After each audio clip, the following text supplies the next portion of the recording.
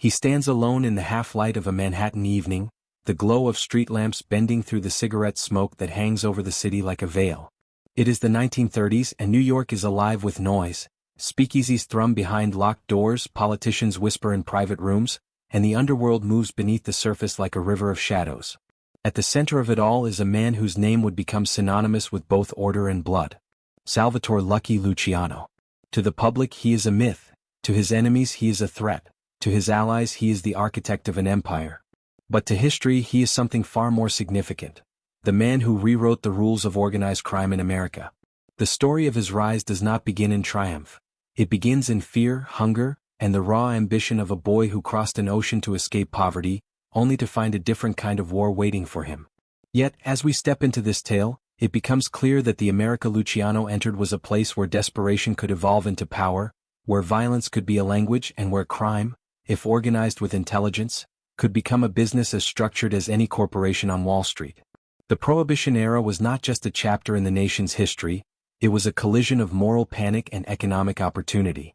When alcohol became illegal, America created its own black market overnight, a shadow economy worth billions. The government had outlawed a desire that millions refused to surrender, and into that contradiction stepped a generation of bootleggers, smugglers, and ambitious men who saw in the ban not just risk but destiny. Prohibition turned criminals into businessmen and businessmen into criminals. It blurred lines, rewrote norms, and birthed a new breed of power broker. Lucky Luciano was not simply one of them, he was the one who understood the moment best. While others chased money, Luciano built systems. While rivals fought over turf, he studied the way empires rose and fell. While the old-world mafia clung to tradition, he imagined something new, a streamlined underworld, stripped of outdated customs and governed not by pride but by efficiency. He would be the first mobster to think like a CEO, and that mindset would not only elevate him but reshape the entire American criminal landscape. Yet before the empire, before the five families, before the commission and the syndicate, there was the boy walking through the crowded immigrant streets of lower Manhattan. The smell of bread from pushcarts, the voices of different languages blending in chaotic harmony, and the ever-present tension of survival. It was here he learned that fear was currency, that alliances had to be earned, and that power belonged to those willing to take it. It was here he learned that loyalty and betrayal often carried the same face. And it was here he first realized that America did not reward honesty, it rewarded boldness. As the city grew louder and richer, the shadows beneath it grew darker. Politicians drank in private while condemning alcohol in public. Police accepted bribes from the very men they were meant to arrest. Journalists wrote stories that both demonized and glamorized the criminal titans rising from the streets. The era was a performance, and Luciano understood the value of playing every role at once. To some he was the gentleman gangster, polished, articulate, charming. To others he was ruthless, cold, decisive. Both identities were true. Both were necessary. But behind the charm and the violence was something else, a vision. Luciano saw that crime could no longer be a chaotic scramble of ethnically divided gangs. That world was outdated, inefficient, and doomed to implode. He believed that the underworld needed order just as much as legitimate society did. It needed structure, governance, and a hierarchy that mirrored the corporate world above it. And he was uniquely positioned to create it. Not because he was the strongest or even the most feared, but because he understood human nature in a way few men ever do. He understood how to inspire loyalty and when to demand obedience. He knew when to negotiate and when to spill blood. Most importantly, he knew how to transform enemies into partners, and partners into pieces of a machine far bigger than any one man.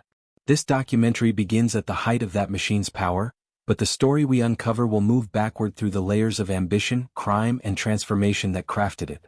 It will reveal not just the events but the psychology behind them. The fears that drove Luciano. The hunger that shaped him. The brilliant ruthlessness with which he built an empire, and the inevitable forces that would rise to tear it apart. Before the arrests, before the trials, before the exile, there was a dream born in the alleys of Manhattan. To take the chaos of crime and turn it into an institution. A dynasty built not only on bootlegging and racketeering, but on strategy, organization, and the cold calculation of a man who believed he could outthink fate itself. And for a time he did. Long before Lucky Luciano carved his name into the bones of New York's underworld, the city's criminal landscape was a battlefield without rules. At the turn of the 20th century, America's streets were chaotic and unforgiving. A place where poverty created predators and opportunity favored the reckless. The underworld was not a structured empire, it was a primitive ecosystem fueled by desperation, ethnic conflict, and an endless struggle for territory. And into this turbulent world, Luciano would eventually step, not as a follower, but as the man who would bring order to disorder. In these early years, the city was carved into rugged, ragged pieces by gangs that resembled tribes more than organizations. The Irish controlled the docks, the Italians held the tenements of Mulberry Street, and the Jewish syndicates ran their schemes through the Lower East Side. Their wars were frequent, brutal, and often senseless, fought not for strategic gain but for pride, insult, or the smallest sliver of control. These gangs operated like wildfire, spreading fast, unpredictable, and destructive, but incapable of sustaining long-term power. Political corruption made everything more volatile. Tammany Hall, the sprawling political machine that dominated New York, traded favors with criminals in exchange for votes and muscle. Cops who wore badges by day shook down brothels by night. Judges were bought like merchandise. Crime and politics were tangled in a dance, neither willing to admit they depended on each other. In this uneasy ecosystem, violence wasn't a last resort, it was the foundation of every negotiation. Italian immigrants in particular faced a grim landscape. Many arrived poor, uneducated, and isolated, and found themselves preyed upon by the very people who claimed to protect them. Early mafia groups, known collectively as the Black Hand, thrived by extortion, sending threatening letters signed with sinister drawings of knives, pistols, or dripping skulls. Their methods were crude but effective. Fear was their only tool, and they wielded it without finesse. These early mafia cells were disconnected, uncoordinated, and often at war with each other. They did not yet resemble the disciplined Sicilian networks of the old country or the corporate-style syndicates Luciano would later build. They were splintered shadows acting in isolation. The streets themselves were a theater of constant tension. Children played among men counting illegal bets. Women hung laundry above alleyways where ambushes happened in broad daylight. Immigrant families tried to build lives while gangsters settled scores outside their doors. Everything was crowded. Tenements, saloons, gambling parlors, and everything were unstable. If you lived here long enough, you either learned the rhythms of danger or became a victim of them. And yet, in this chaos, one could see the possibility of something bigger. Crime made money, real money. Illegal gambling brought in thousands a week. Prostitution rings thrived under police protection. Pickpockets and thieves operated in teams that could rival the coordination of modern businesses. But the men in control lacked the imagination to scale their operations beyond their own neighborhoods. They were bound by tradition, ethnicity, and the old grudges imported from Europe. To them, the criminal world was a tree with shallow roots, fragile, divided, constantly threatened by storms. The Jewish underworld was different. A swarm of strategists and hustlers born out of the same poverty but armed with sharper instincts for organization. Figures like Arnold Rothstein were beginning to show what crime could become. A quiet, calculated empire run by brains rather than brute force. But Rothstein was one man among many factions, and even his influence couldn't tame the lawless animal that was New York's underbelly. Everywhere there was potential. Nowhere there was unity. The Italians fought the Irish. The Irish fought the Jews. Neighborhood boundaries were treated like borders between nations. It wasn't unusual for a feud to erupt into gunfire that lasted for weeks, with bodies piling up until both sides simply grew tired. And in this fractured world, an unwritten truth governed everything. Power did not last. A gang might rule a street for a year, maybe two, before rivals rose from the alleys to wipe them out. There was no continuity, no leadership, no long-term vision. The idea of a nationwide criminal organization, something structured, disciplined, financially stable, was unthinkable. The old mafia bosses in Little Italy clung to outdated Sicilian customs, believing that secrecy alone would keep them safe. Their leadership style was rigid and paranoid, suffocating any attempt at innovation. The young American-born Italians found themselves torn between loyalty to heritage and the appeal of the modern city around them. They saw the possibilities, nightclubs, illicit breweries, smuggling networks, but lacked the permission to pursue them. This is the world Luciano would inherit. A world in which every street corner had two prices, one written in dollars and another paid in blood. A world where alliances lasted only as long as the money flowed. A world where men carried knives before they carried dreams, and where the line between victim and predator was one bad day wide. Before Prohibition, before the golden age of organized crime, the city was already rehearsing for the transformation to come. Its gangs had ambition but no structure. Its criminals had courage but no leadership. Its economy had opportunity but no organization. The underworld was a puzzle with the pieces thrown across the floor, scattered, mismatched, impossible to assemble unless someone with vision arrived to rearrange them. In this environment, the need for a new type of leader was growing. Someone who could see beyond the short term, who understood both the violence of the old world and the opportunities of the new. Someone who could unite men who had only ever known division. Someone who could turn chaos into profit. That leader would emerge from the very streets shaped by dysfunction. A boy who absorbed the language of survival before he learned English. A teenager who knew the rules of the underworld before he knew the laws of the country. A young man who observed the disorder not as a threat but as a map, one he could redraw. America before Luciano was a landscape begging for structure, longing for order, desperate for someone to impose a system on its criminal frenzy. When he arrived, he found not an empire but raw clay. And he would shape it with iron hands. He arrived in America as Salvatore Lucania, a thin, sharp-eyed boy clutching more hope than luggage. The ship that carried him from Sicily was packed with families searching for a future, but what awaited them on Ellis Island was not promise, it was survival.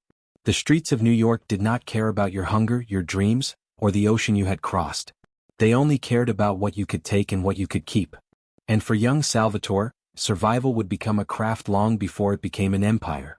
In the cramped, suffocating tenements of the Lower East Side, every day was a lesson in human nature. You learned who lied, who cheated, who bullied, who negotiated. You learned the faces of desperation and the scent of opportunity.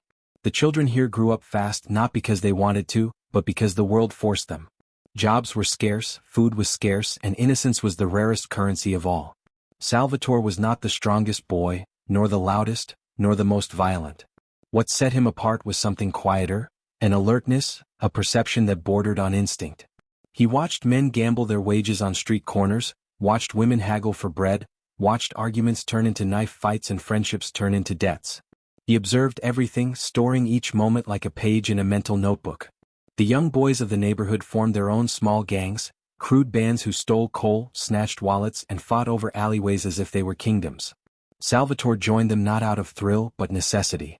He realized quickly that alone you were prey, but in a group you were at least something resembling protected. He learned to throw a punch, to take one, to run when he smelled trouble a second before it hit. And in the chaos of these street battles, the seeds of something far greater began to form. School was never a priority. The classrooms were overcrowded, the teachers exhausted, and the lessons disconnected from the life that waited outside. Salvatore saw no future in textbooks. The real education was unfolding in the streets. By the time he was a teenager, he was already negotiating protection deals for younger boys, organizing small theft rings, and learning the art of dividing risk. Even then, he showed a talent that older criminals noticed. He could lead without appearing to lead. Others followed him naturally, drawn to his calmness, his confidence, and his ability to think 2 steps ahead. It was during these years that he earned the nickname Lucky. Some said it was because he survived a beatdown by rival gang members that should have killed him. Others claimed it came from his uncanny ability to avoid arrest. But the truth was more complex. Luck to him was not magic. It was preparation meeting opportunity. It was knowing when to step forward and when to step back. It was reading a room, reading a man, reading a situation with a precision that seemed supernatural to those around him. The Lower East Side hardened him, but it also refined him. He learned the importance of presentation, the right clothes, the right posture, the right tone of voice. He discovered that respect could be crafted, that fear could be softened into loyalty, that charm could be a weapon more powerful than a blade. He began moving in circles beyond simple street gangs, catching the eye of older, more connected men who saw potential in him. One of them was Meyer Lansky, a quiet genius of the Jewish underworld who would become one of the most important partnerships in crime history. Their meeting was almost accidental, 2 teenagers sizing each other up during a street dice game turned violent. But what followed was a bond built not on ethnicity or tradition, but on intellect. They recognized in each other a shared ambition, a shared disdain for the pointless violence that dominated the streets, and a shared understanding that the future belonged to those who used their minds, not just their fists. This partnership would one day shape the Mafia into something unrecognizable to the old-world bosses. But at the time, it was simply 2 teenagers dreaming of control in a world where control was a fantasy. As Luciano grew older, he brushed against the edges of more sophisticated crime. He began running errands for loan sharks, acting as a courier for small-time gamblers, and gaining a reputation as someone who could be trusted to finish a job. He learned how money moved, how alliances were formed, how silent favors could become future debts. He developed a keen sense of timing, when to be humble, when to be bold, when to disappear, and when to make an entrance. But behind every calculated move was the shadow of fear. The fear of poverty. The fear of failure. The fear of being trapped in the same life as the men he saw wasting away in the bars and factories. It was this fear that drove him more than ambition ever could. He was determined not to be forgotten, not to be ordinary. He wanted power, yes, but he also wanted transformation, a metamorphosis from vulnerability into mastery. The streets tried to break him more than once. He was stabbed, beaten, and threatened. He watched friends die, watched enemies disappear, watched the police drag men out of beds in the middle of the night. He learned that loyalty was rare and betrayal was common. But each hardship sharpened him, each wound teaching him something about human behavior, about power, about survival. It was as if life itself was molding him into the man he would soon become. By the time he entered adulthood, Salvatore Lucania was no longer simply a street kid. He had become Lucky Luciano, a name that carried weight in whispers. He had influence, connections, and a growing understanding of the criminal ecosystem around him. He was no longer reacting to the world, he was beginning to shape it. The rise of a street kid is often romanticized in legends, but Luciano's rise was born out of a different truth. He had seen the world at its ugliest before he had the chance to fear it. He had learned that power was not inherited, it was constructed. And he had already begun building the blueprint of the empire he would one day command. By the time Prohibition swept across the United States like a moral crusade, Lucky Luciano was already poised on the edge of a transformation. The year was 1920, and with the stroke of a legislative pen, the federal government had just created the greatest business opportunity in American criminal history. The manufacture, sale, and transportation of alcohol became illegal, but the thirst of millions did not. In that tension between law and desire, a shadow economy exploded overnight. And in that explosion, Luciano saw not chaos but destiny. America entered Prohibition with a mix of naivety and hypocrisy. Politicians preached morality from podiums but drank behind closed doors. Ministers praised the cleansing of society while ordinary citizens lined up outside speakeasies that outnumbered legal bars. For many, the ban on alcohol was not a moral stance, it was an inconvenience. And wherever millions of people are inconvenienced, someone will always step forward to profit from it. In the early days, bootlegging was crude and frantic.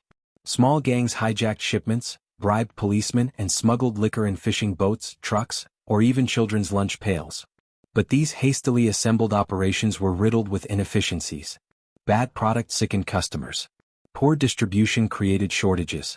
Rivalries over territory erupted into bloodshed that drew unwanted attention. The underworld was making money, yes, but leaving just as much on the table. Luciano, unlike most of his peers, saw Prohibition for what it truly was. A once-in-a-lifetime chance to reorganize the entire criminal landscape. He saw that alcohol was not merely contraband, it was a commodity. A commodity with predictable demand, scalable supply, and enormous profit margins. But to capitalize on it, he would need more than muscle. He needed partnerships, infrastructure, logistics. He needed a network bigger than any neighborhood gang could dream of.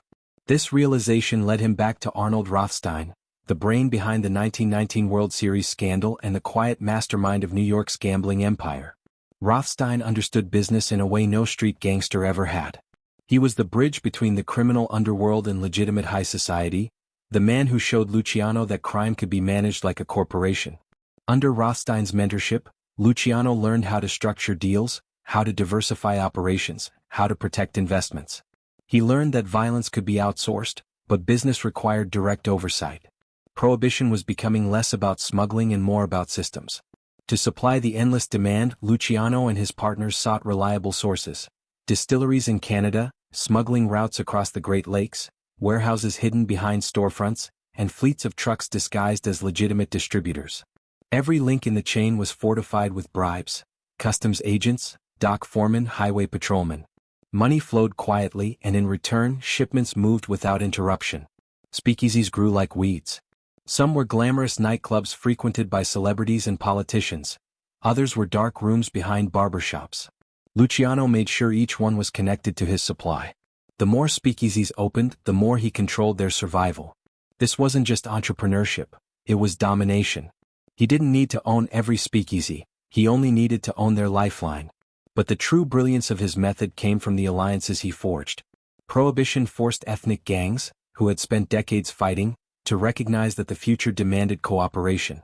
Luciano negotiated with Jewish gangs led by Lansky and Siegel, with Italian families torn between tradition and modernity, and even with Irish organizations that previously refused to work with Italians at all.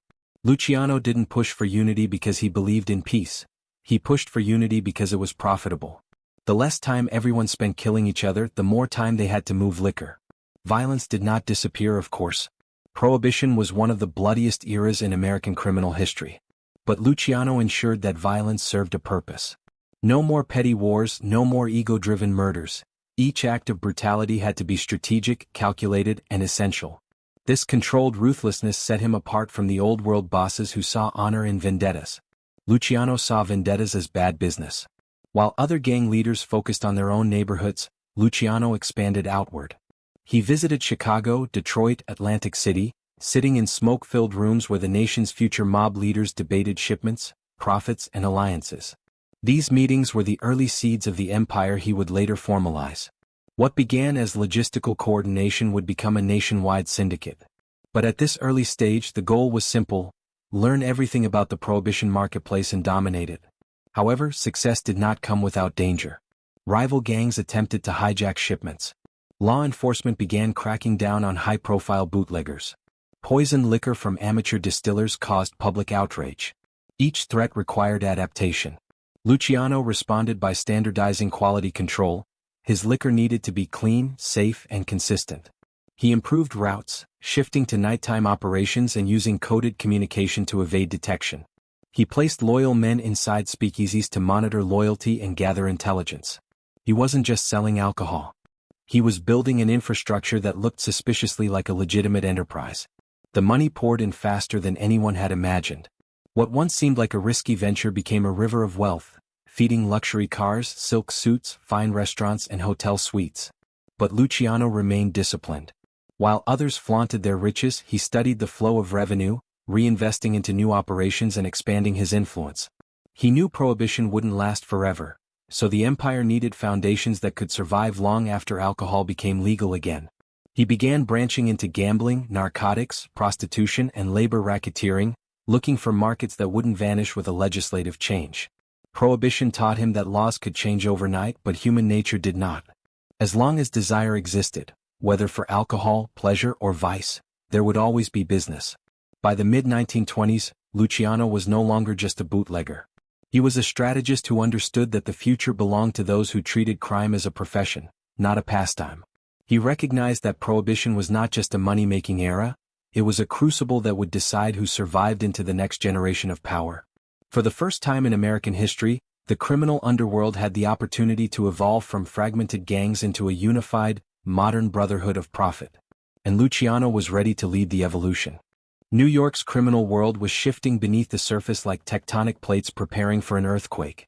The old guard, men who clung to Sicilian traditions, rigid hierarchies, and outdated rituals, didn't yet realize that their world was already dying.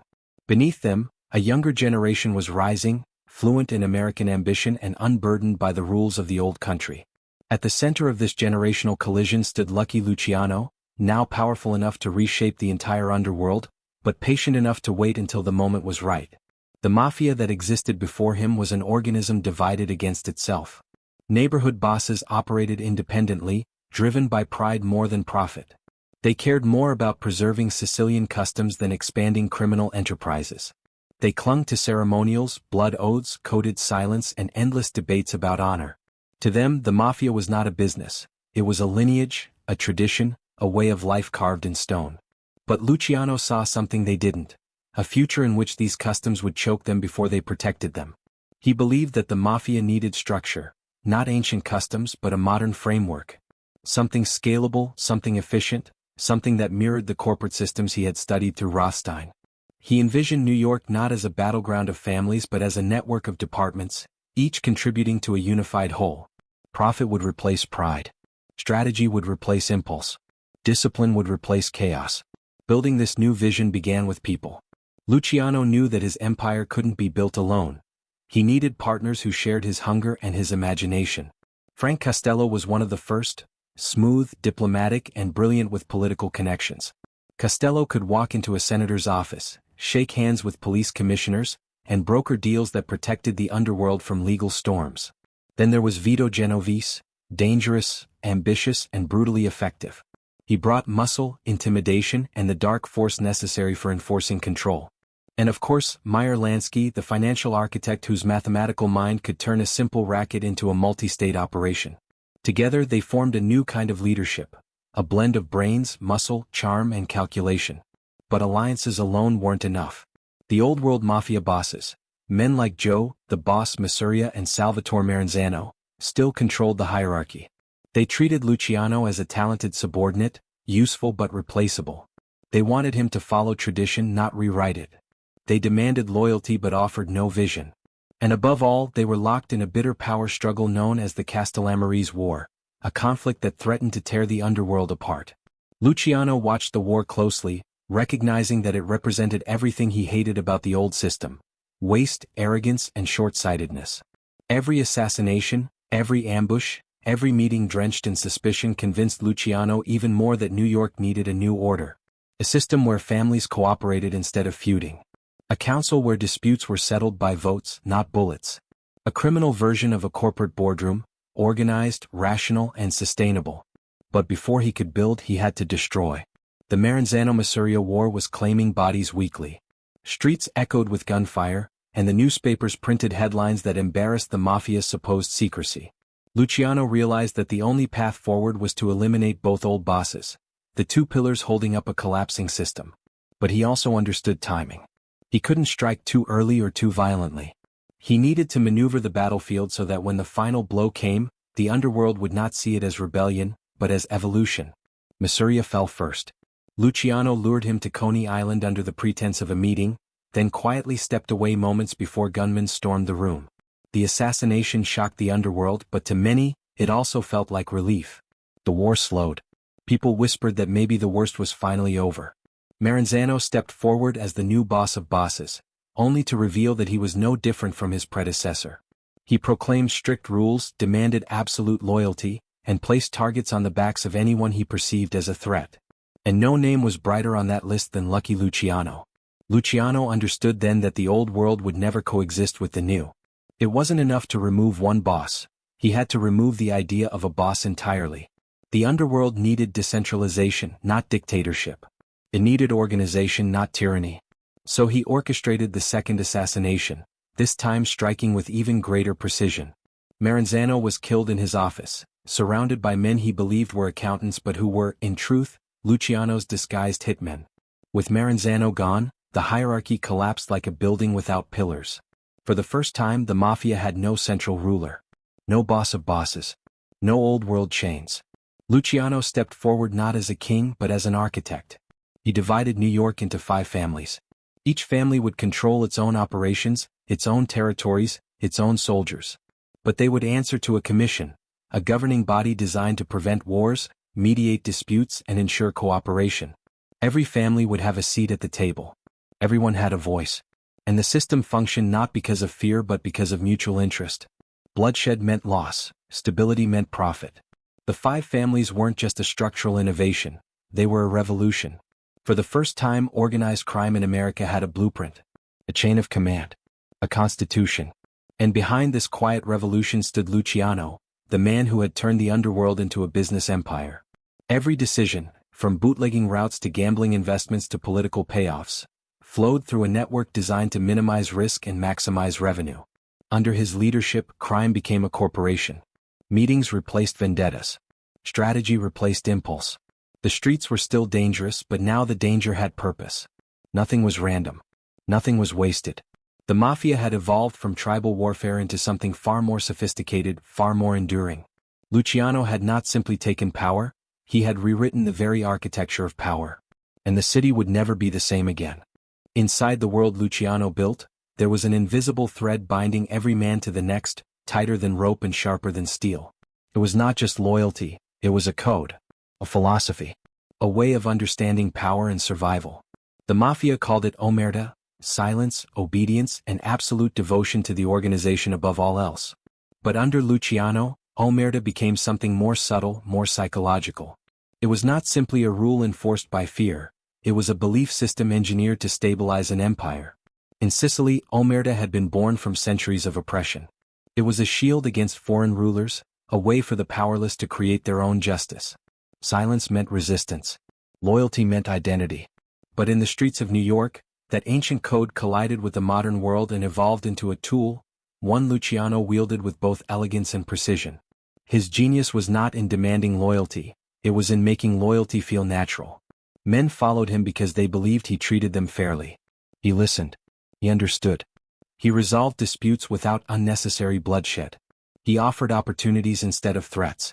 Under Luciano, omerta wasn't just fear of punishment, it was belief in a system that worked. It was emotional engineering, crafted by a man who understood human nature better than any criminologist ever could. Yet beneath that surface of mutual respect ran a darker truth. Fear was always present, steady and quiet, like an undercurrent beneath calm waters. Every soldier in the organization knew that silence wasn't optional. Betrayal wasn't forgivable. Luciano rarely raised his voice, but his calmness was often more intimidating than any scream. He didn't have to remind anyone of the consequences. Men disappeared, bodies were found in alleys, and stories circulated like folklore. What set Luciano apart from old-world bosses wasn't his brutality, it was his restraint. He believed violence was a tool to be used sparingly, strategically, and only when absolutely necessary. In this, omerta had two faces, one built on respect, the other built on quiet dread. A man loyal from admiration was reliable. A man loyal from fear was predictable. Luciano cultivated both. Inside the Mafia's inner circles, conversations were coded in gestures, glances, and half-spoken sentences. A nod could seal a deal. A silence could condemn a man. The code shaped every interaction, from the lowest street soldier to the highest consigliere. Men taught their sons the rules as if they were passing down religious scripture. No matter how large the organization grew, omerta kept it cohesive, like the spine holding the body upright. For Luciano, this code was as essential as any street corner or racket. He understood that an empire built on money alone would eventually crack. But an empire built on psychology, on belief, could last generations. So he invested in relationships. He rewarded loyalty with promotions, territories, and opportunities. He personally intervened when disputes threatened to escalate. A man who felt valued was less likely to betray, and that emotional loyalty was worth more than any contract written in ink. Still, Luciano never forgot the nature of the men he led. They were ambitious. They were hungry. They were dangerous. He had to balance empowerment with control, trust with vigilance. His leadership hinged on a paradox. He had to inspire the very men he also had to fear. Because in this world, the man who loved you today could put a knife in your back tomorrow if the opportunity seemed more profitable. This understanding shaped the way he structured the Mafia. No single man controlled too much at once. Responsibilities were divided across neighborhoods and operations, ensuring that no lieutenant could build a personal empire strong enough to challenge the whole. Men were rotated, alliances shuffled, duties reassigned. The organization remained stable, but no one ever became too comfortable. Under this system, omerta wasn't just a code, it was a psychological labyrinth. Each member felt indispensable yet replaceable, empowered yet monitored. It created discipline without dictatorship. It created unity without uniformity. And it forged a criminal network that operated with the efficiency of a military force and the secrecy of an intelligence agency. But omerta had another layer, one deeply human and far more complex. It gave men something they lacked in their daily lives: identity. Many soldiers came from backgrounds of poverty, abandonment, or discrimination. They were outsiders in American society, but inside the Mafia, they were part of a brotherhood. The code made them feel seen, valued, and connected. It gave them purpose. And Luciano understood this better than anyone. He had grown up among boys who felt invisible, boys who had been ignored by schools, rejected by the system, and shaped by hardship. He knew that a man who felt insignificant would risk everything to feel meaningful. So he built a structure where every rank, no matter how small, felt like part of something grand. This emotional glue was as strong as any threat. But the code came with a cost. It demanded sacrifice. It demanded that men betray their own moral instincts, turn against lifelong friends, or even silence their own conscience. If a man's brother became an informant, omerta demanded action.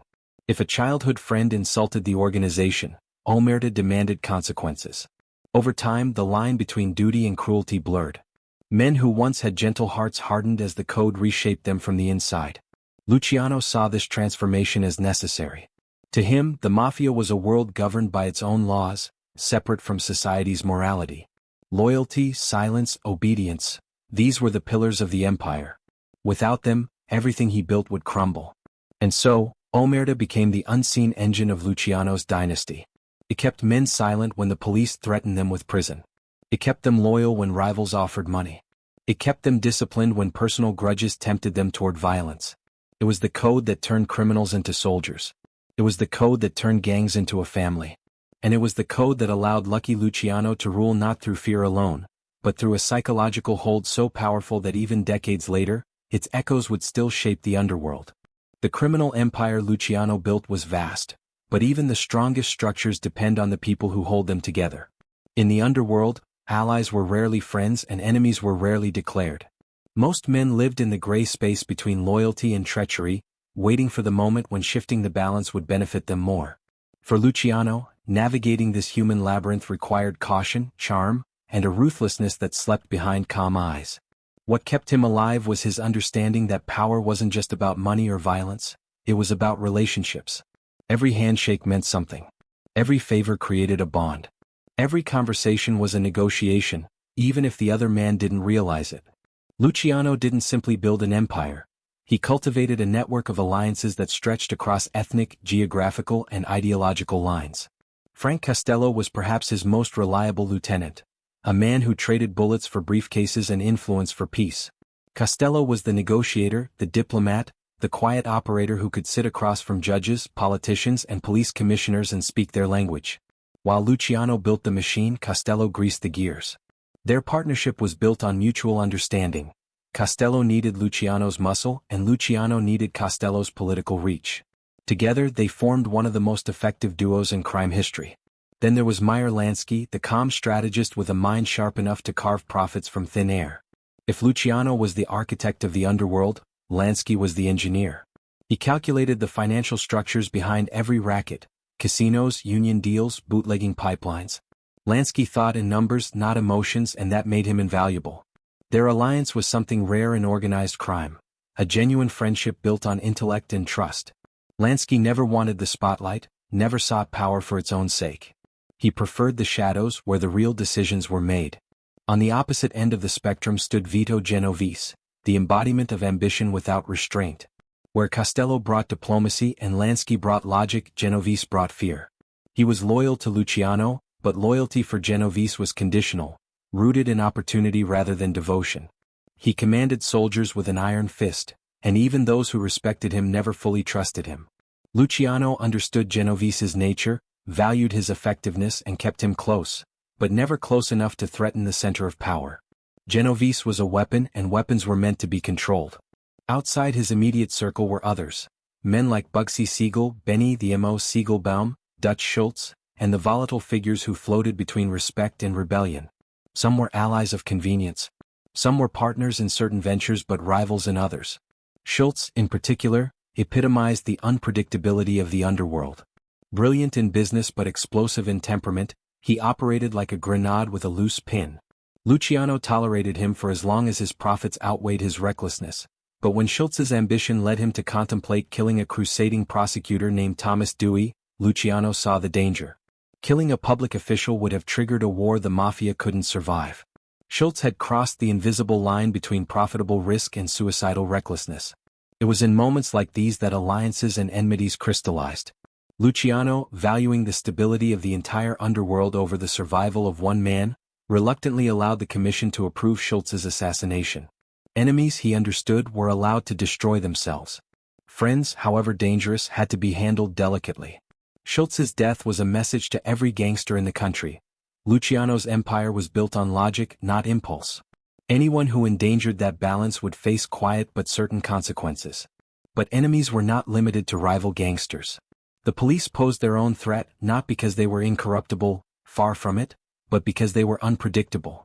Luciano's network included detectives on the payroll, judges open to persuasion, and officers who preferred envelopes of cash to complicated investigations. Yet this influence was not absolute. A single honest cop, a single ambitious prosecutor, a single journalist craving a story could unravel months of carefully laid strategy. Luciano never underestimated law enforcement. He studied their patterns, tracked their movements, predicted their priorities. In his eyes, the police were not adversaries, they were variables in a complex equation. Outside law enforcement, politicians represented a different kind of danger. They were allies one moment, liabilities the next. Their campaigns depended on public opinion, and if the public turned against organized crime, politicians were often forced to follow. Costello helped shield Luciano from this political volatility, but even his influence couldn't erase the risk entirely. Every politician could one day become an enemy if the winds of public sentiment changed direction. There were also the silent enemies, the jealous, the desperate, the overlooked. Men who felt slighted, men who resented the success of others, men who believed they deserved more. Crime bred ambition and ambition bred betrayal. Luciano knew this intimately. He was not surprised when rumors circulated about plots against him, nor did he panic when whispers reached his ears. He understood that managing power meant managing insecurity. Sometimes he addressed it with promotions or new opportunities.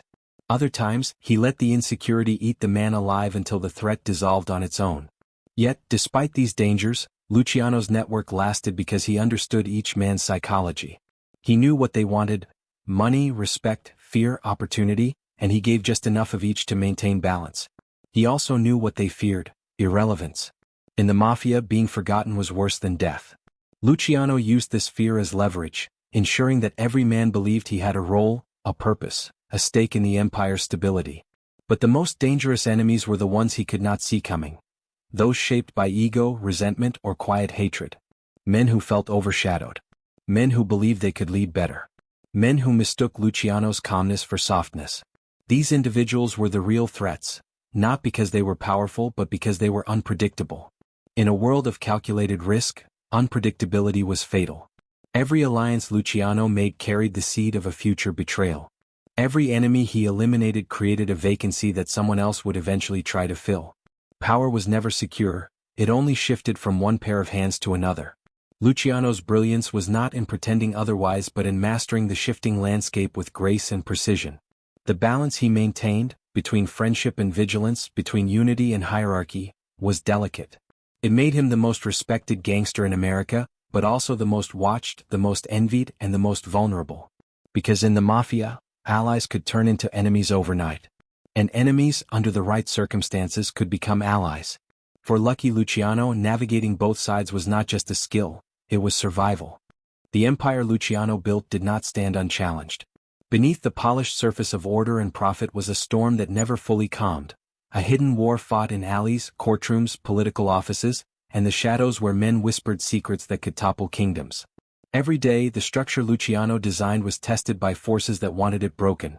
Rival factions hungry for more territory, law enforcement determined to reclaim the streets, and internal ambition simmering beneath layers of silence.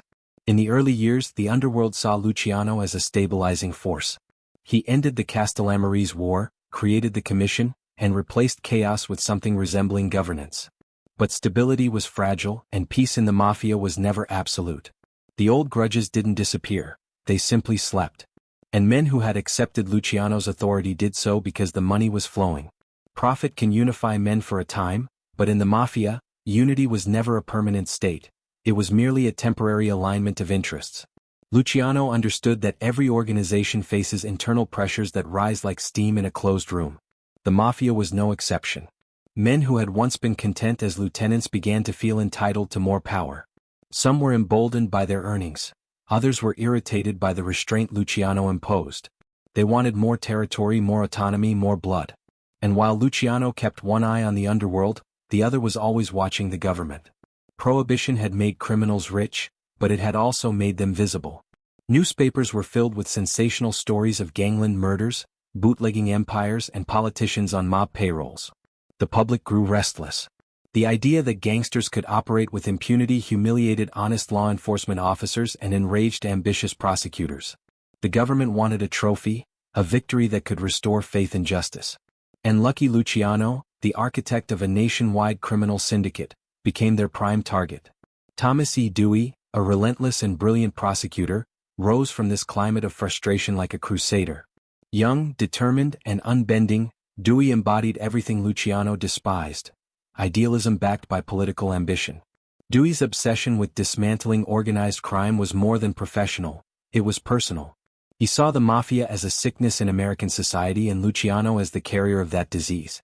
This clash of ideologies, Luciano's pragmatic criminal capitalism versus Dewey's moral crusade, created a new kind of war.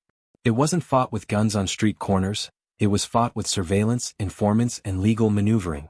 Criminals who once feared only other criminals now faced the unsettling reality of federal agents tracking their movements, tapping their phones, and watching their associates. The shadows where gangsters had once felt invincible suddenly felt exposed. But the greatest threat to Luciano didn't come from Dewey. It came from within. Vito Genovese, always hungry, always calculating, had begun to view Luciano's leadership as an obstacle to his own ambitions. He admired Luciano's intelligence, but he despised the boundaries Luciano set. Genovese wanted a return to more traditional, more brutal methods. A world where fear alone dictated loyalty and where rivals were crushed without negotiation. He believed that Luciano's diplomatic approach, while profitable, made the Mafia appear vulnerable. Genovese didn't want cooperation. He wanted domination. He wasn't alone. There were others, lieutenants, captains, and distant allies, who questioned whether Luciano's balancing act could last. They worried that alliances with Jewish and Irish gangs diluted Sicilian power. They believed that unity made them strong financially but weak culturally. They whispered that the commission gave too much power to outsiders. And when the law closed in, these quiet murmurs became louder. The hidden war became multi-layered. Luciano versus law enforcement, Luciano versus ambitious subordinates, Luciano versus the shadow of his own growing reputation. As Prohibition neared its end, the underworld shifted again.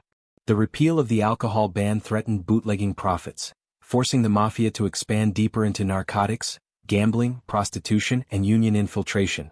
These ventures brought new money, but they also brought new dangers. Narcotics attracted harsher legal penalties. Union racketeering attracted federal attention. And prostitution rings, tied to political corruption, risked exposing Luciano's network in ways he couldn't afford.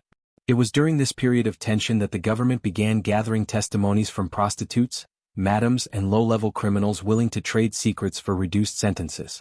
These men and women, previously invisible to the upper ranks of the underworld, suddenly became weapons. They had nothing to lose and everything to gain by talking. Omerta, so effective among soldiers and capos, meant little to those who were never considered part of the family. Dewey capitalized on this vulnerability. One by one, witnesses emerged with stories of forced payments, protection rackets, and threats attributed to Luciano's organization. Most had never met him personally. Luciano was too intelligent to dirty his hands with street-level operations, but the system he built implicated him by default. He had created a structure so efficient that it functioned like a corporation, yet its very efficiency made him legally responsible for every department. The war intensified. Luciano tightened internal discipline, enforcing silence with both rewards and warnings. He strengthened alliances, especially with Costello and Lansky, who sensed the storm coming. Meanwhile, Genovese retreated into the shadows, watching, waiting, hoping Luciano's downfall would open a path for his own ascent. The underworld buzzed with paranoia. Wiretaps caught only fragments of conversations. Informants provided glimpses but never the full picture. Each man suspected the other. Every meeting felt like a test. Every ally could secretly be the enemy. The commission attempted to maintain calm, but the tension beneath the surface grew heavier by the day. What made this hidden war so dangerous was not its visibility, it was its invisibility. The threats Luciano faced were not men standing on street corners with guns. They were whispers behind closed doors. They were signatures on legal documents. They were ambitious prosecutors, fearful witnesses, jealous lieutenants, and shifting public sentiment. The empire he built was still strong, still profitable, still respected. But for the first time since he seized power, Luciano sensed that control was slipping, not through violence but through forces he couldn't intimidate or negotiate with. He had built a business out of blood. And now, for the first time, the blood was beginning to pool beneath his own feet. The beginning of Lucky Luciano's downfall didn't arrive with a dramatic gunfight or a betrayal shouted across a dimly lit room. It arrived quietly, like a cold draft slipping through a locked door, in hints, in whispers, in shifts so small that only a man like Luciano would recognize them. Power doesn't collapse overnight. It erodes. It bleeds away from the edges before the center ever feels the wound. And for Luciano, the first sign of that erosion was not an enemy, it was a prosecutor with a mission. Thomas Dewey stood on courtroom steps and gave speeches about cleaning the city, restoring moral order, and dismantling vice industries. His words caught headlines. His face became a symbol of hope for some and threat for others. But for Luciano, Dewey represented something even more dangerous. A man who couldn't be intimidated, bribed, or negotiated with. A man who believed in his crusade. A man who needed a victory. For months, Dewey's investigators poked at the edges of Luciano's empire. They questioned prostitutes, bar owners, taxi drivers, bartenders, people overlooked by the underworld but crucial to the mechanics of daily crime. These were not men bound by omerta. They were not soldiers. They had no honor code to uphold. They had only fear, and fear could be redirected. Dewey's men watched, pressured, arrested, and bargained. Eventually some began to talk. The stories they told were shaped by survival. Some exaggerated. Some lied. Some told half-truths. But all their voices pointed in one direction, toward a name whispered so often it became a mantra for the prosecution: Lucky Luciano. Even before Dewey made his move, Luciano sensed a shift in the air. He noticed familiar faces turning cautious. He noticed allies growing quieter. He noticed detectives trailing him with less effort to hide their presence. A man like Luciano lived with fear as a constant companion, but this fear felt different. This was not the fear of ambush or rival gangs. This was the fear of inevitability. Still, he believed he could maneuver around it. He had survived wars, betrayals, and political storms. He had outsmarted men far more violent than Dewey. He believed the system he built could shield him.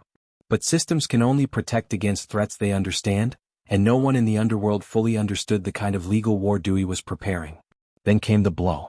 In early April of 1936, state troopers stormed the Waldorf Astoria suite Luciano used as an office. It wasn't a violent raid, no gunshots, no chaos. Just officers with arrest warrants and calm voices informing him he was being charged with compulsory prostitution. Luciano kept his composure, but inside he understood the gravity. Prostitution charges were not glamorous, not dramatic, not befitting his status as the architect of modern organized crime. But they were dangerous because they came with mandatory sentences. And worse, they relied on witnesses the Mafia couldn't silence without drawing more attention. Those witnesses emerged in droves. Some were coerced, some were coached, some simply wanted to save themselves. They described threats from Luciano's men, payments made to brothel madams, and a structure of control linking the city's illegal vice industry directly to him. Many of these stories were patched together with speculation, but in the eyes of the law, and the public, they painted a picture too vivid to ignore.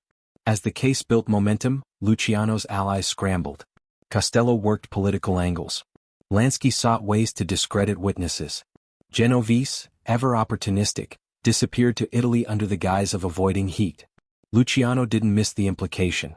Men who were with him when he was rising were not necessarily with him now that he was falling. The commission debated strategy. Some argued for taking out key witnesses. Some wanted to target Dewey himself. But Luciano, in one of his most surprising decisions, refused. Killing witnesses would trigger an unstoppable legal backlash. Killing Dewey would spark national outrage. Violence in this moment was not a solution, it was a trap. The trial began in May, and the courthouse steps were flooded with reporters. Flashbulbs burst like gunfire.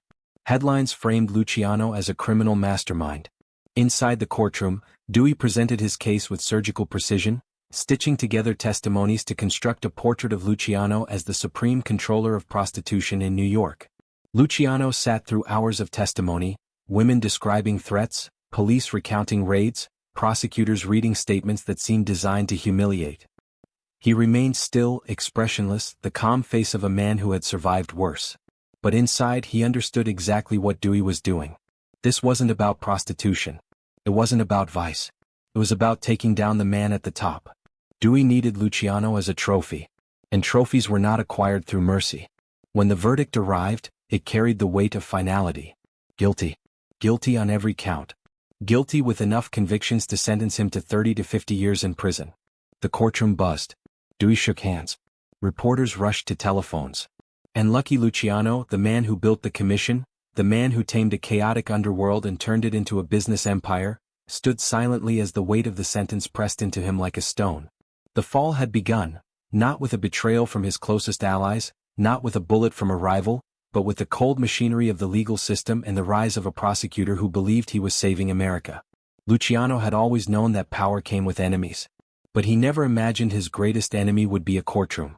As he was led away in handcuffs, the flashes of cameras illuminated his face in harsh, white bursts. He didn't lower his head. He didn't plead. He didn't show fear. But beneath the practiced calm, something fundamental shifted. This time the game had changed. This time the enemy wasn't another gangster.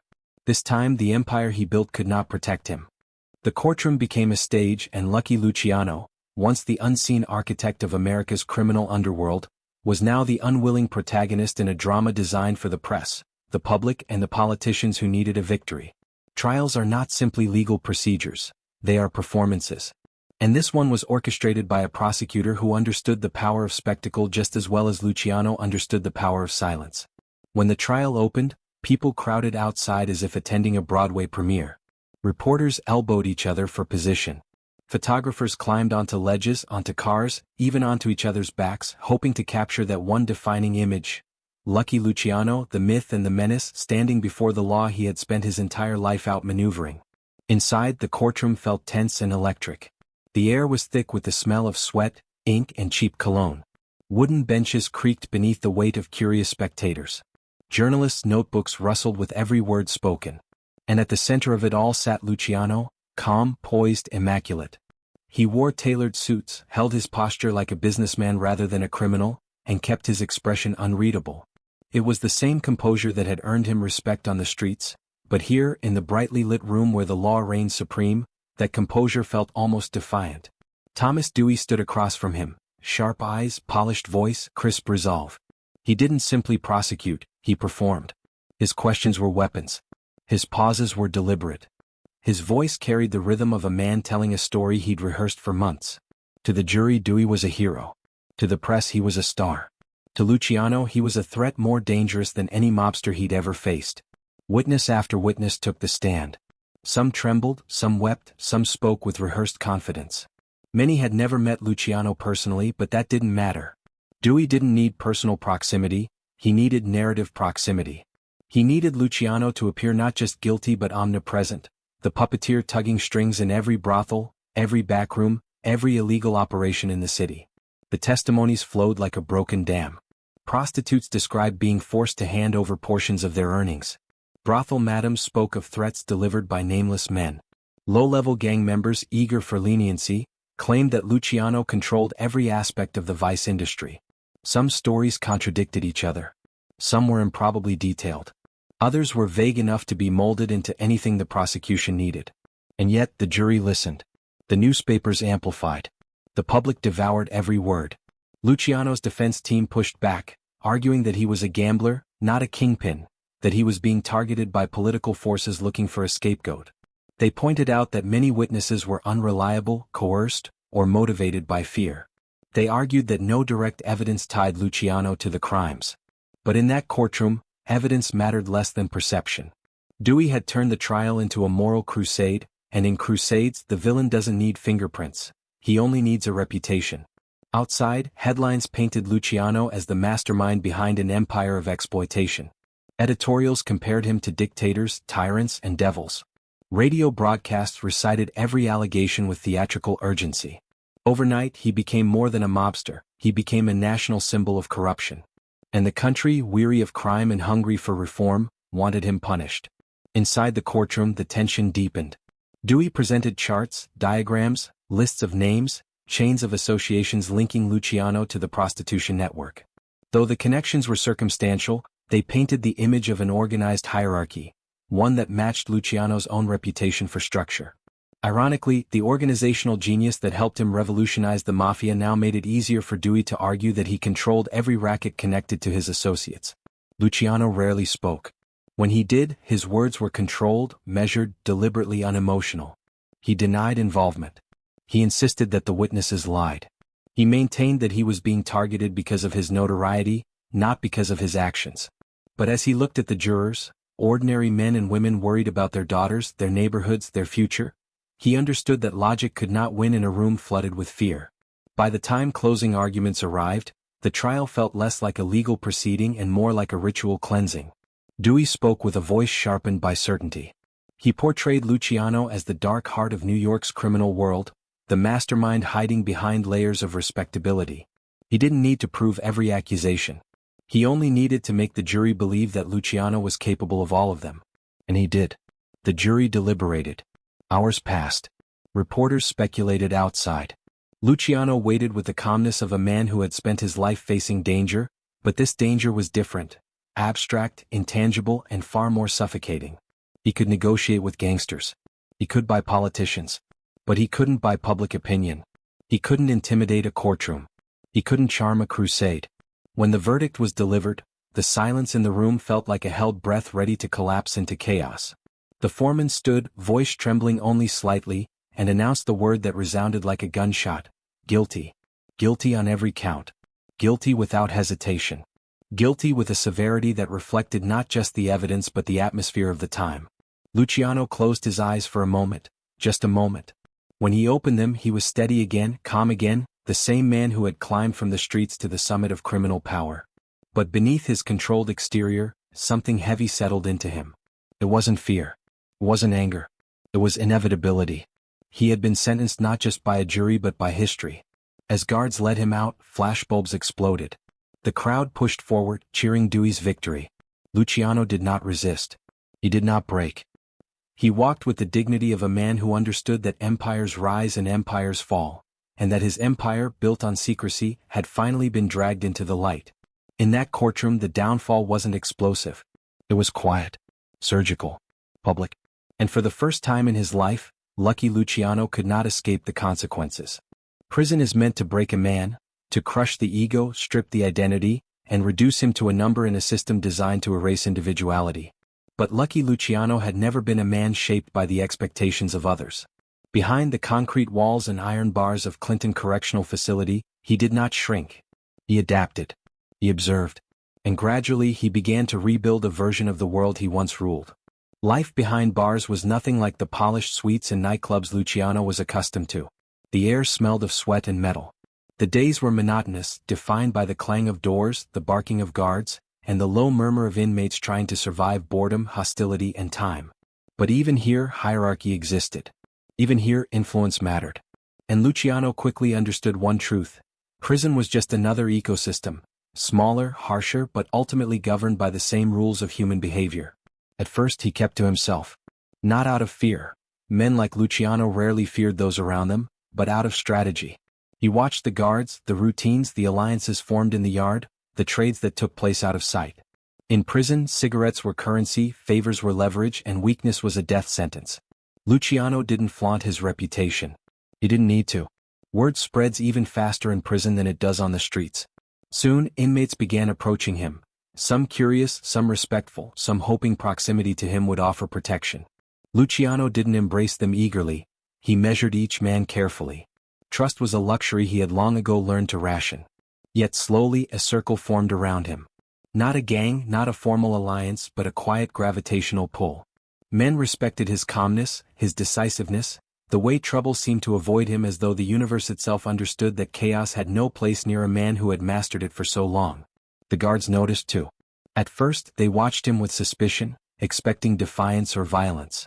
But Luciano was too smart for that. He didn't challenge authority. He followed rules. He kept clean. He worked quietly.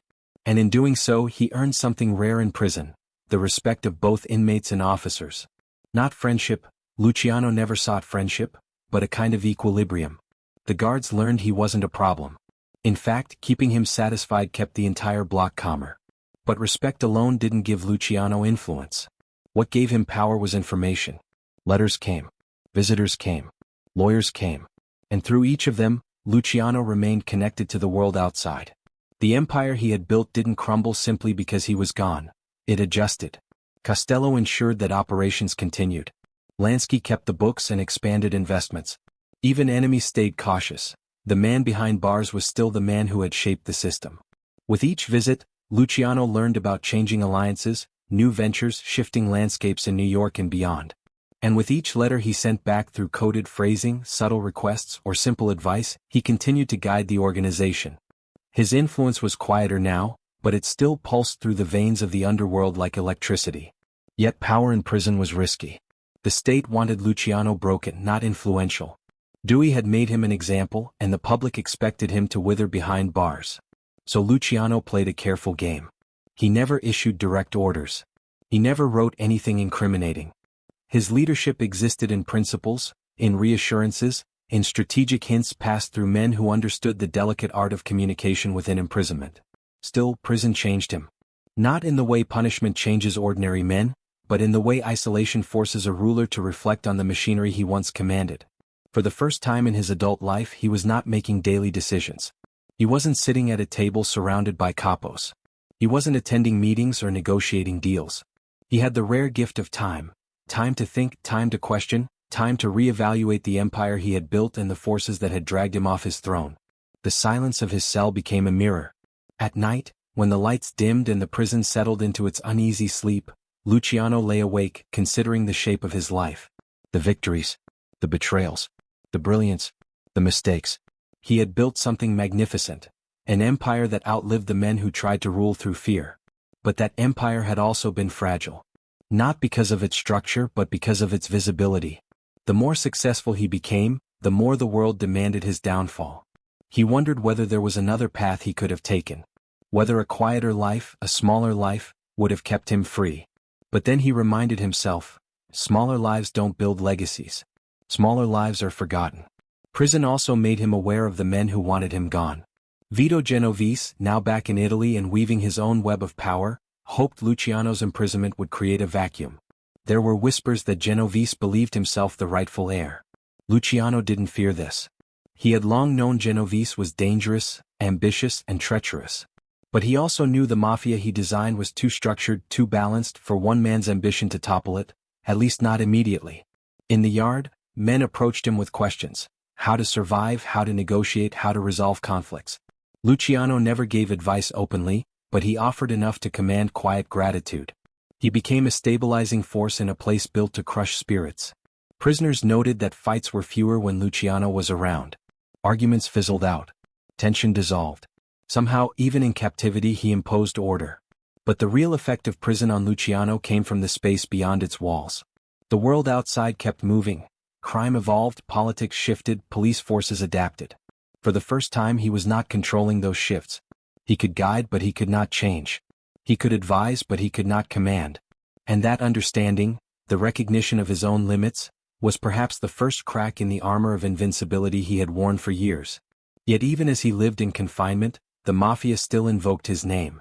His structures remained intact. His decisions had ripple effects. His allies still consulted his wisdom. His enemies still feared his legacy. And through this he realized something profound. Power wasn't tied to physical presence. It was tied to influence, memory, and design. Luciano, imprisoned yet unbroken, had become something more than a boss. He had become an idea. And ideas are far harder to cage than men. When the order finally came for Luciano's deportation, it felt less like a legal procedure and more like a quiet funeral, an ending without ceremony, without applause, without the dramatic flair that had accompanied his rise. America was no longer his stage. The empire he had shaped from the alleys of New York to the boardrooms of the Commission was now behind him, separated by an ocean he would never again cross. He boarded the ship with the same calm determination he had carried into every crisis of his life. No panic, no protest, no sentimental glances at the horizon. But something in the set of his shoulders revealed a truth he would tell no one. Exile was a different kind of prison. It wasn't confinement of the body, it was confinement of identity. In America he was Lucky Luciano, architect of the modern mafia. In Italy he was a man returning to a homeland that no longer belonged to him. When he stepped onto Italian soil, the air felt unfamiliar. The streets were not the ones he knew as a child. The language was his, but the rhythm felt foreign after decades in New York. Italy saw him as both curiosity and threat. Officials monitored him closely. Locals whispered about him. Old-world mafia figures regarded him with suspicion, resenting the American-born ideas that had rearranged their traditions. Luciano had always existed between worlds, but in Italy he felt the distance more sharply than ever. At first he tried to re-establish himself quietly. He met with Sicilian bosses, assessed the local networks, and explored ways to insert himself into the European underworld. But he quickly realized that the criminal ecosystem here was not his creation, and thus, not under his control. Traditional families operated by rules older than the ones he'd rewritten in New York.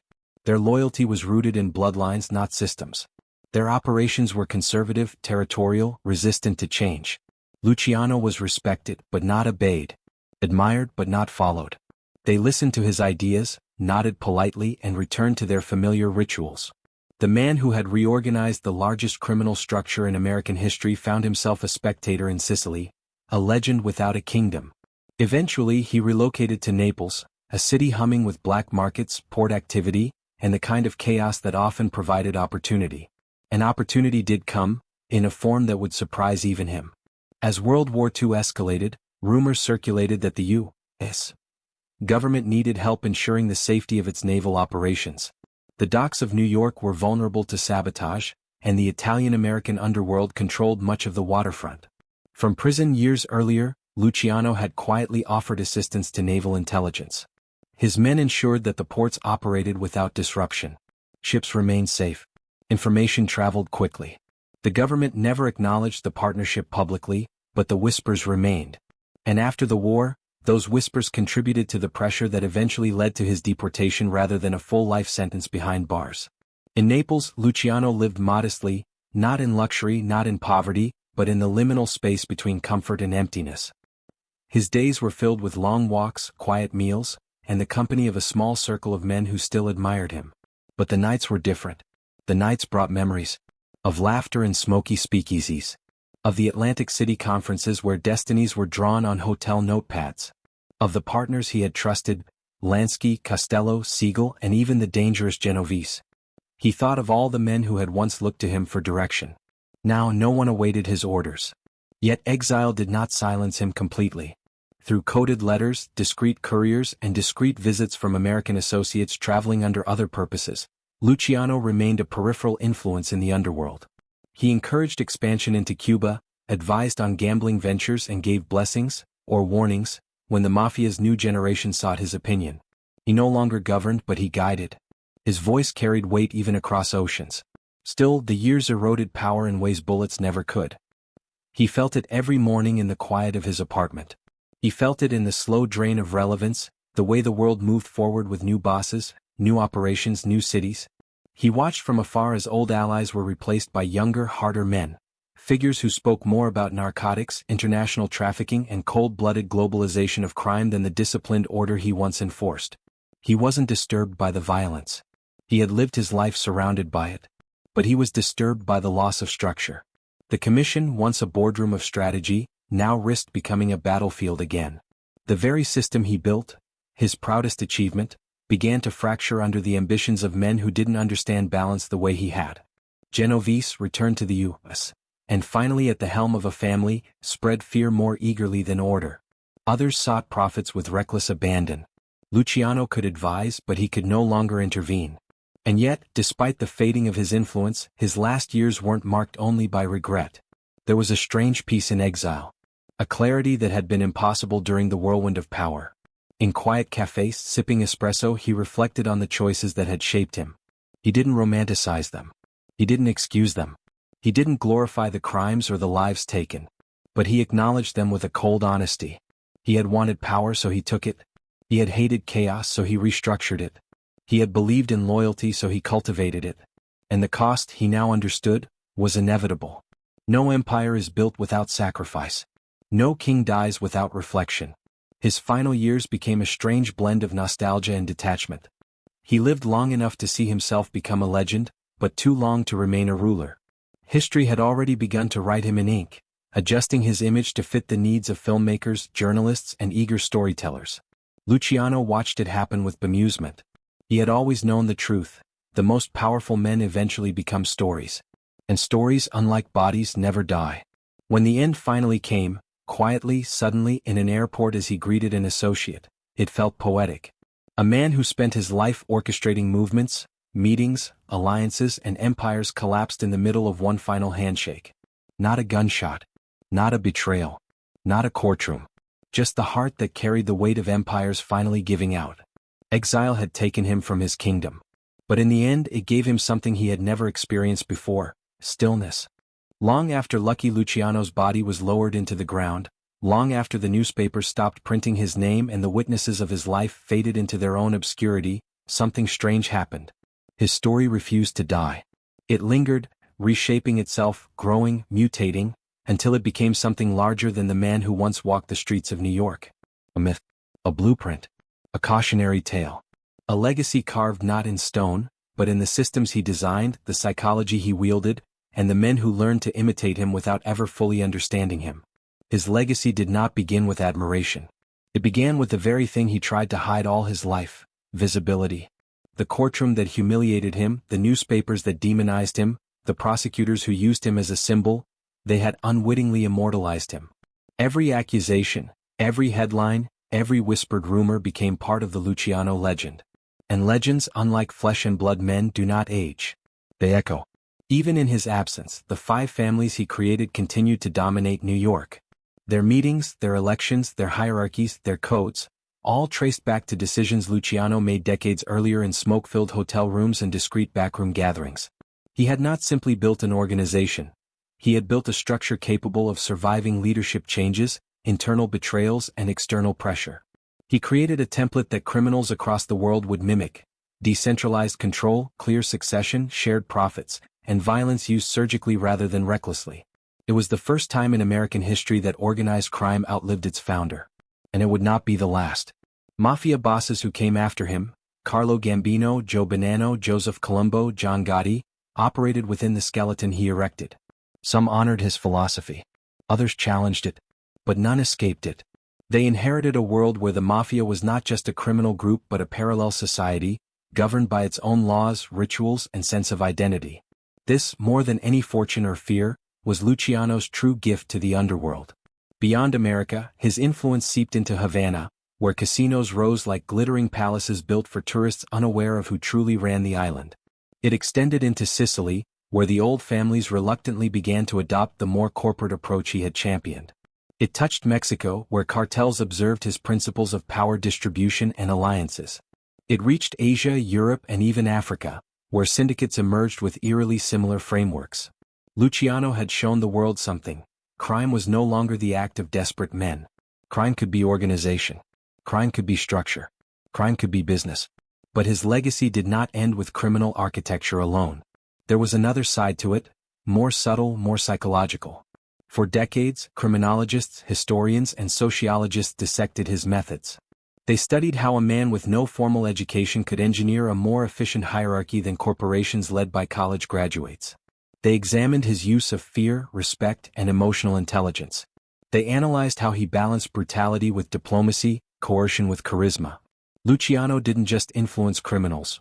He influenced the very study of criminal psychology. Universities taught his strategies in criminology courses. Law enforcement agencies analyzed his organizational models to understand how to dismantle syndicates. Writers, filmmakers, and journalists reimagined him endlessly, their stories blending fact and fiction until the line disappeared. There is a reason why cinematic gangsters, calm, strategic, stylish, composed, resembled Luciano more than any other historical figure. He created the archetype. Before him, criminals were depicted as thugs or brutes. After him, they became masterminds. But the most haunting part of his legacy lies in the contradictions. Luciano was ruthless, yet he sought order. He dealt in blood, yet he created stability. He orchestrated violence, yet he despised unnecessary conflict. To some, he was a villain. To others, a visionary. To the men who served under him, he was equal parts father figure and distant king. And to himself? Even he never fully decided. He spent his final years in exile pondering the empire he built, questioning whether it was brilliance or inevitability that led him there. He knew he had changed the world, but he also recognized that the world had changed him. The child who arrived in New York hungry and frightened never imagined he would grow into a man who controlled an empire. And the man who controlled an empire never imagined he would die in the quiet shadow of another country, watching others build their futures on the foundations he had laid. In the decades after his death, the world changed again. Law enforcement strengthened. Technology emerged. New criminal enterprises rose with ambitions far exceeding the Mafia's original scope. But even in these shifting dynamics, Luciano's fingerprints remained visible. The global drug cartels, the Eastern European syndicates, the Yakuza, the Triads, all mirrored aspects of his structure: hierarchy, decentralization, alliances, and councils. The world did not forget him. It simply absorbed him. And yet, for all the influence he wielded, for all the empires built in his shadow, Luciano's most ironic legacy was this. He proved that no amount of organization, intelligence, or charisma could protect a man from fate. His fall had been public, humiliating, and irreversible, not because of betrayal from his men, but because of the system he had always assumed he could outmaneuver. Power gave him immortality. But it also paved the road to his downfall. What remains today is not the man. He lies beneath stone like every other mortal, but the idea of him. The idea that one person born into hardship can reshape entire worlds. The idea that empires can rise from the streets if guided by a mind sharp enough to understand human nature. The idea that history is not written only by kings and politicians, but sometimes by criminals whose brilliance rivals the greatest strategists of any century. His name endures not because he was good or heroic or deserving, but because he altered the trajectory of crime on a global scale. He changed the way men sought power. He changed the way governments fought back. He changed the way society understood violence, loyalty, and ambition. Lucky Luciano became a legend. Not because he lived forever, but because what he built refuses to die. In the end, Lucky Luciano did not die in a blaze of violence but in a quiet moment far from the streets he once controlled. His death made few headlines, yet the underworld felt the shift instantly. A man who once commanded empires slipped away without spectacle, proving that even the greatest powers cannot escape time. What remained was not the money he earned or the crimes he ordered, but the structure he left behind. The 5 families, the commission, the idea of crime run like a corporation, all were his creations. Long after his fall, these systems continued operating, shaped by the blueprint he designed. His legacy became a paradox. A ruthless criminal who brought order to chaos, an immigrant who reshaped an entire underworld through intelligence and vision. Lucky Luciano left the world quietly, but the world he constructed still moves in the shadow of his influence.